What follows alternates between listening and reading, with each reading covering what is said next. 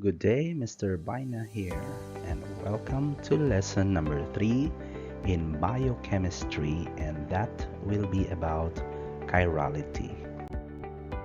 Atoms are held together by an attractive force called chemical bonding. Examples of these are the hydrogen bonds. The attractive force of an atom causes atoms to form into groups. An example here is the combination of hydrogens and carbon to form a group. We call it methane. Different molecules have specific arrangements in space where they occupy. The arrangement is called a chemical structure. Chemical structures can be visualized by its structural formula that is presented in either a two-dimension or a three-dimensional model, as what you can see in your left. A two-dimensional representation of a three-dimensional organic molecule by means of projection that was devised by Emil Fischer in 1891 is called the Fischer projection. This is how a Fischer projection looks like. Supposing the chemical formula C, X, Y, Z, and W of molecules that attach to the central atom called C will be given by the Fischer's projection in this manner. And another perspective formula is also available in here. Now we have to understand that W, which is this molecule, and Z, which is also this atom, is actually facing towards the viewer.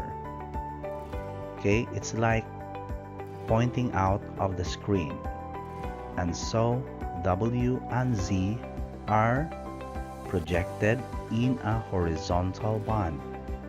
So again, horizontal bonds are pointing out of the screen, such as W and Z. On the contrary, those found at the back of the central atom, which is C in this case, are represented by Y and X. These are the vertical bonds, meaning that they are pointing into the screen or towards the screen. And the horizontal bonds that are pointing out of the screen, which is W and Z, projected here in the Fischer's projection, are given by the solid wedges in this perspective formula. And those Y and X in the Fischer's projection are the vertical bonds, are also represented by the broken wedges. And that's how you see or understand the structure of this molecule using the Fischer's projection.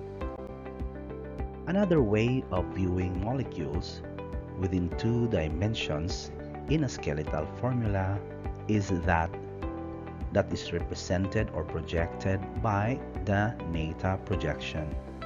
The Nata projection is developed by the Italian chemist named Giulio Nata. In this formula, we can see that the OH group is connected in the carbon molecule that is not shown in here. So this is the line that represents the bond between the OH and the carbon. And another line, the zigzag line, is attached to another carbon. that is again attached to another OH group that is projected towards the viewer because of the wedge that is shown in here.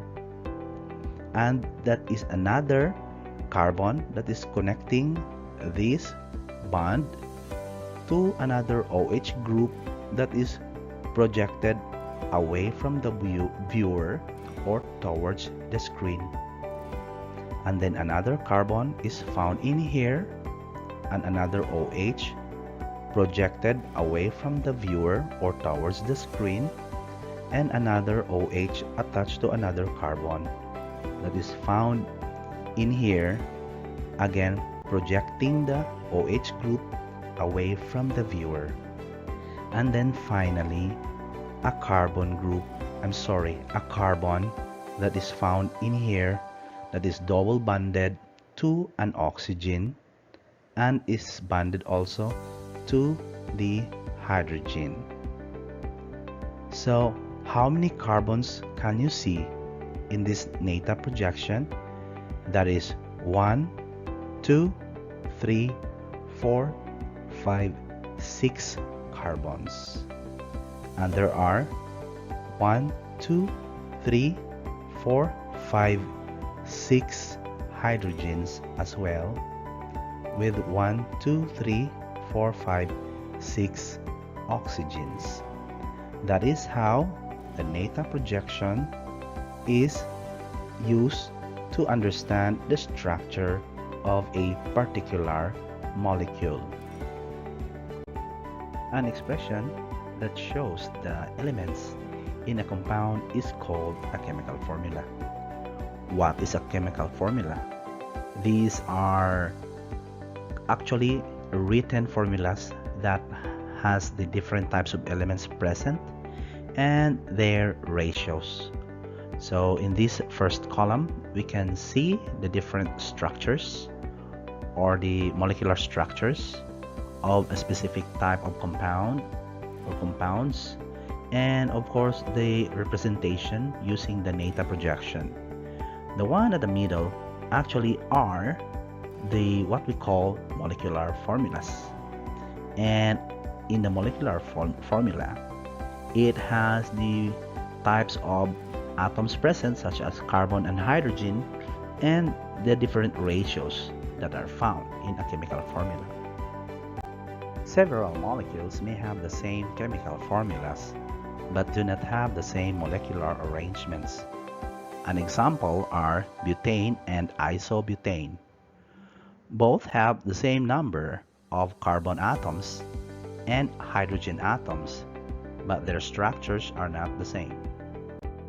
So compounds or molecules that contain the same chemical formula or having the same number of atoms but different in their arrangements in structures are what we call isomers. So as an example in here, we have the chemical formula of C8H10 that are represented by the different types of structures. We have the ethylbenzene, P-xylene, M-xylene, and O-xylene. And according to the formula, there are 8 carbons and 10 hydrogens. So we'll count the carbon in here. That's 1, 2, 3, 4, 5, 6, 7, 8. And how about in here? 1, 2, 3, 4, 5, 6, 7, and 8. Another one. 1, 2, 3, 4, 5, 6, 7, and 8. And 1, 2, 3, 4, 5, 6, 7, and 8. So having the same number of carbon and also the same number of hydrogens, that means these different structures have the same chemical formula but differ in structure, okay, differ in arrangement rather.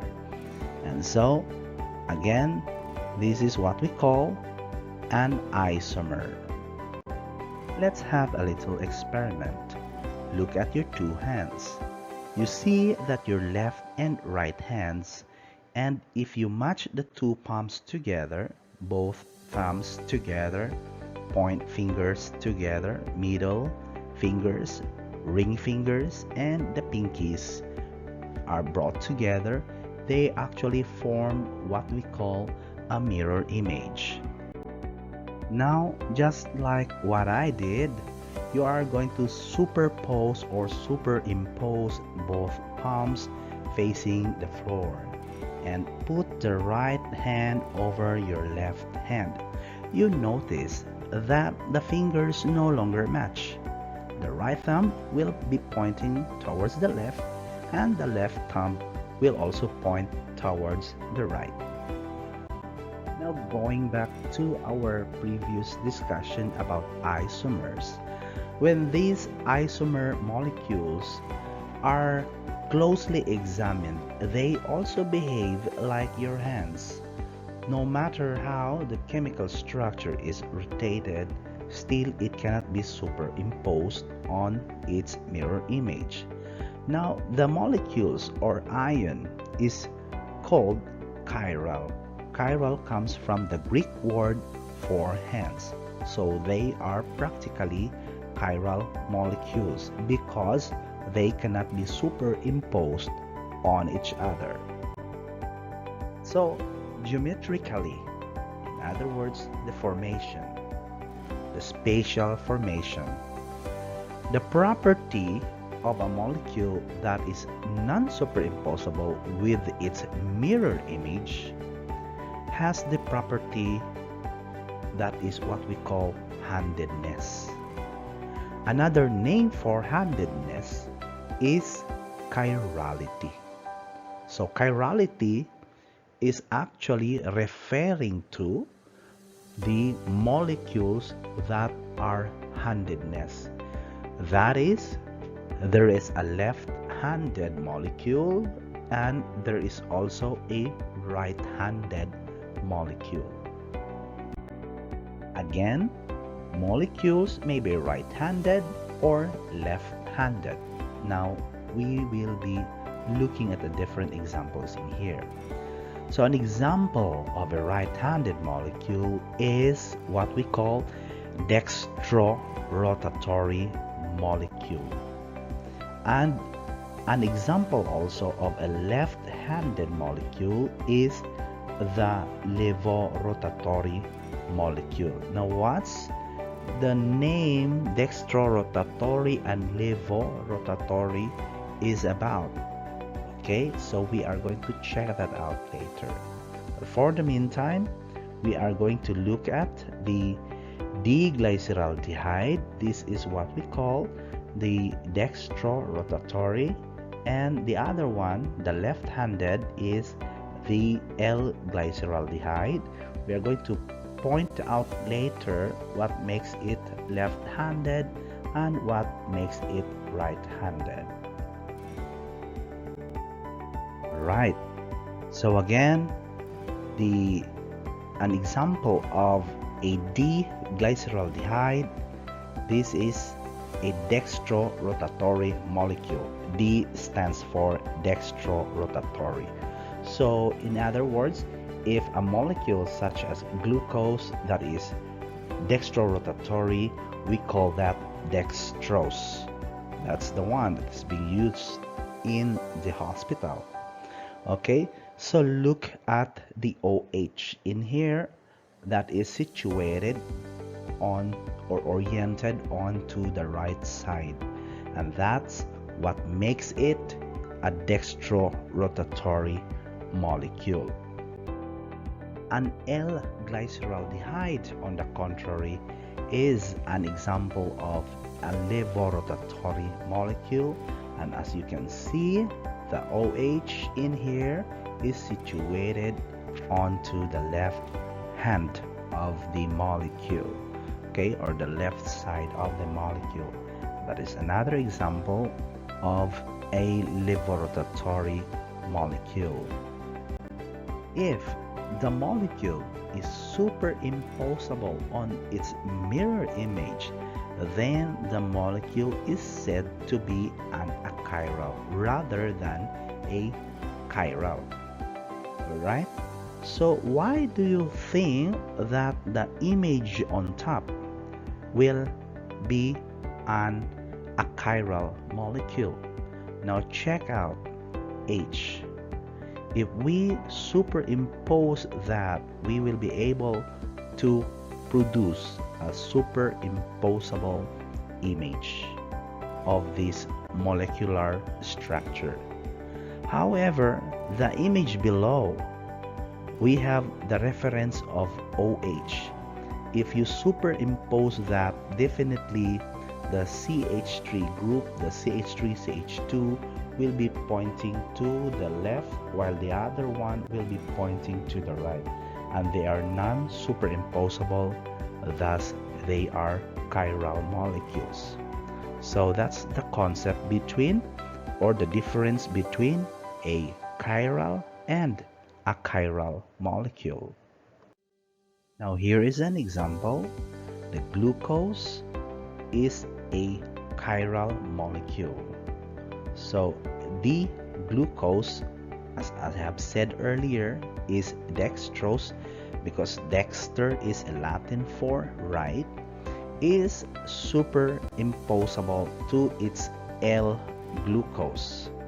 That is the mirror image of the D-glucose. So L-glucose, however, cannot be used by humans because there are no enzymes, unlike D-glucose, that can catabolize it. So that's the importance why we need to understand the different types of isomers. So in an organic molecule, an atom that has 4 unique atoms or groups that are attached to it, such as the carbon here. The carbon is attached to the OH, another carbon, and it is so 1, 2, 3, and of course a hydrogen is attached to that, obviously. So it is attached to 4 different atoms or even groups, and that carbon at the middle, this carbon in here, are what we call the chiral centers. Now, why do we need to know the chiral center? Why is it so important for us? Because the chiral center in organic chemistry, the chiral center, which is the central carbon, is what we call the chiral carbon, or again, the chiral center. It is where we refer to the understanding of the plane of symmetry. Now, you see that this is the chiral center, and if we are going to divide that with the plane of symmetry, we will be able to check that this atom is similar to this atom, and that atom similar to each half of that atom and half of that atom, meaning they can be superimposed. Thus, this molecule is called a chiral molecule, basing from the plane of symmetry.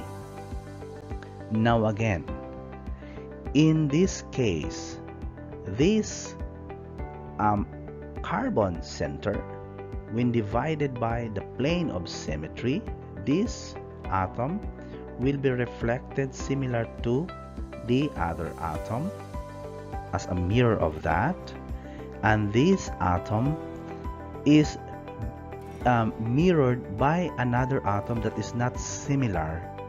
So therefore they cannot be superimposed from the plane of symmetry, and thus this molecule is actually a chiral molecule, and this is called the plane of symmetry test for chirality. So it's practically a guide, it's the best way of understanding chirality. And so a chiral molecule, contrary to chiral, are symmetrical to all its centers or central carbon atom. Now if you examine this molecule, chiral molecules are symmetrical only at one or more centers, and in this case it is symmetrical to this chiral center, it is symmetrical to this chiral center, but in this case, in here, the carbon that are attached or that is attached to the different groups will no longer be symmetrical. Thus, this molecule is said to be a chiral molecule. Now, isomers come in different types. We have the constitutional isomer, or simply we call it structural isomers, and stereoisomers. When we speak of stereo, this comes from the center carbon called the stereocenter.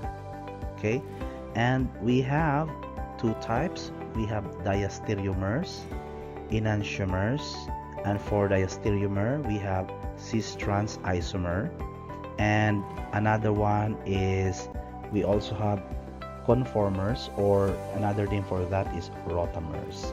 And of course we will also include here the epimers, so we are going to check that out later. So again, as a review, isomers comes in different types. The major types are structural isomers, and the other one is stereoisomers, the one with chirality. And here we talk about, in terms of stereoisomerism, we have enantiomers and diastereomers. For diastereomers, we have epimers, cis-trans, and conformers. We will be discussing each in the following slides. Alright, so the first type of isomer that we'll be talking about is the structural isomer, and you see that they do not have any mirror images. It's just practically can exist in the different types of structural formation. They always have the same chemical formula, but can exist in different types of structural formation. And here we have cyclopropene, we have propadiene and propyne, where all of their molecular distributions and ratios are the same, C3 and H4. Now, after the structural type of isomer, we are now going to proceed to the isomer molecule that has a mirror image. So this is called the enantiomer. These are the compounds with molecules having a mirror image of each other that are chiral molecule, meaning to say that they cannot be imposed or superimposed on top of each other, just like your right hand and your left hand. And as an example to this is called the bromochlorofluoromethane. And take a look at their molecules of fluorine. When you combine them, they cannot really form into what we call a superimposable images of their mirror image. Now, diastereomers, on the other hand, are non-mirror image molecules. So here are the examples in here: the D-glucose and D-altrose. So practically they cannot be a mirror image of each other. So if you check this out, OH is here, and that's the mirror image of that, and H is a mirror image of that, but H is also a mirror image of this, and OH and another OH. But here this is OH and this is an H, so therefore that cannot practically make a mirror image. So this is a kind of molecule that we call it diastereomers. If one of the pairs of diastereomer is opposite in configuration, okay, let's check that out. there's a pair in here. Okay, for example, this one. It has a different configuration. One of the many pairs. Now this is a pair. They're both paired. They're both pointing to the right. This one is also both pointing to the left. And the remaining two are also both pointing to the right. But one of the pairs will have the change in configuration, or in this case opposite. Then this is a type of diastereomer that we call it as an epimer. Now what about a diastereomer molecule having double bond between two carbon atoms, such as one carbon that is double bonded to another carbon? Now that lies on the same is called cis. Lies on the same side, such as the two H's lies on the same side of the carbon. This is also another one. CH3 and CH3 lies also on the same side, and therefore they are called cis. Okay, so cis, then the name of that particular compound. Now what if it's the opposite?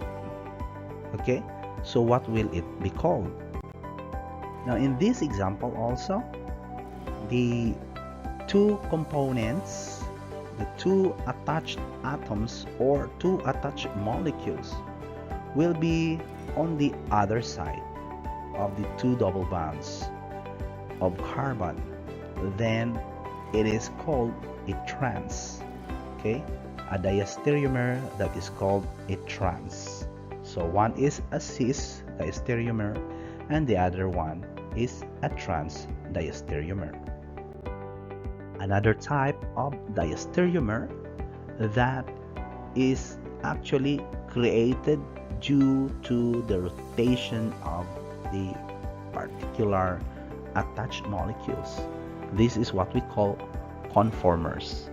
And conformers happen if the isomer can be rotated in terms of its spatial arrangement of the atoms, and they eventually will differ. They conform by means of rotation of just coming from a particular single bond, and in this case this is the single bond that we are talking about, and they will now be having the different conformations or different orientation, and this type of diastereomer is what we call a conformer or a rotamer. The concept of chirality is important in biochemistry because most substances, such as carbohydrates, including sugars, starch, and cellulose, already discussed in lesson 2, are all related to the synthesis of proteins in a living organism. Humans, for example, that consume a chiral compound can only metabolize one type of enantiomer. In the case of glucose, that enantiomer is the D-glucose. The L-glucose, for example, cannot be metabolized. Its implication to the pharmaceutical industry is that chiral drugs not suitable to humans have significant potencies and side effects. So once again, this is Mr. Alexander Baina, and I thank you again for sparing your time to watch this video.